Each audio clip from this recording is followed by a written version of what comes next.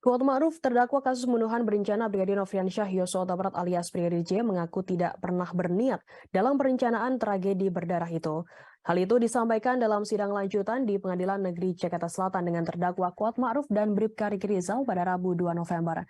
Dalam kesaksiannya, Kuat Ma'ruf bersumpah tak pernah ada niatan untuk ikut dalam skenario ataupun perencanaan pembunuhan terhadap Brigadir J. Yang menegaskan tak pernah ikut andil seperti apa yang tertulis dalam dakwaan. Ia juga menyebut biarlah proses pengadilan yang membuktikan apakah dirinya ikut terlibat dalam kasus tersebut atau tidak. Kuat juga menyampaikan permohonan maaf kepada keluarga Brigadir J atas meninggalnya ajudan dari Verdi Sambo tersebut. Ia juga mendoakan agar almarhum Brigadir J diterima di sisi Tuhan. Kuat tertunduk dan suaranya bergetar saat mengucapkan permintaan maaf tersebut.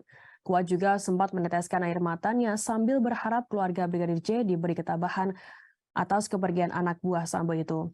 Diketahui terdakwa Riki Rizal dan Kuat Ma'ruf menjalani sidang lanjutan kasus pembunuhan Brigadir J di Pengadilan Negeri Jakarta Selatan pada Rabu 2 November.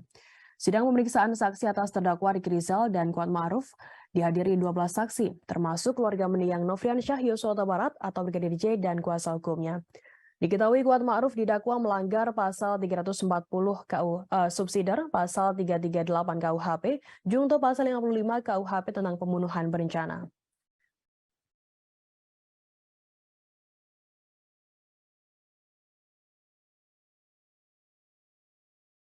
Terima kasih sudah nonton. Jangan lupa like, subscribe, dan share ya.